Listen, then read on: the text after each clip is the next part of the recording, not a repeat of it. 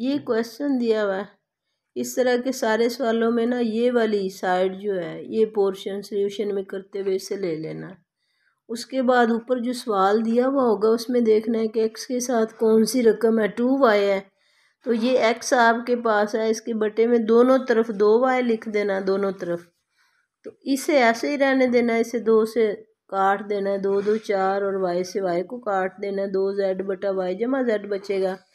यहाँ पे जो है वो थ्योरम अप्लाई कर देना, एक्सपोनेंडो डिविडेंडो थ्योरम। तो ये ऊपर जो है 2y प्लस हो जाएगा, नीचे माइनस, ऐसे ये रकम ऊपर जमा हो जाएगी, नीचे माइनस हो जाएगी। इसको हल कर लेंगे, ये आपके पास इक्वेशन 1 हो जाएगी। ये हमारे पास इक्वेशन 1 के x plus 2y over x नफी 2y is equal to this. दोबारा आपने इसी चीज़ को लेना है, ये वाली x is equal to 4y z और y प्लस z सारे सवालों में ये दोबारा ली। दूसरे पोर्शन में हमने देखा कि x के साथ 2z है तो इसके बटे में हमने 2z लिख दिया, इधर भी बटे में 2z से अब इधर वाले को ऐसे रहने देंगे, 2 से 2 2 4 और z से z कटेगा, 2y over y plus z बचेगा। फिर इस पे थ्योरम लगा देंगे, सॉल्व करने से हमारे पास ये आ जाएगा। सॉल्व करने से हमारे पास आ गया x plus 2z over x minus 2z।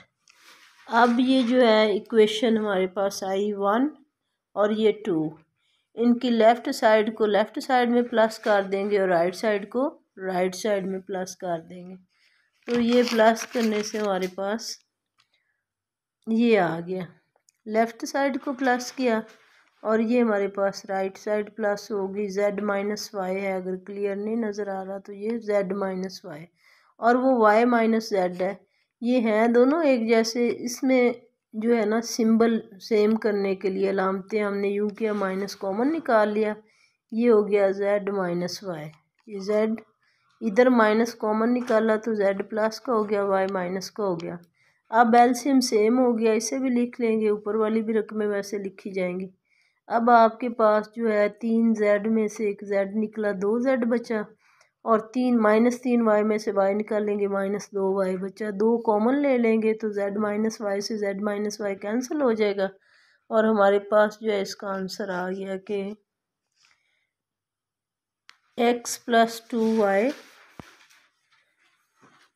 Over x minus 2y plus x plus 2z over x minus 2z is equal to 2।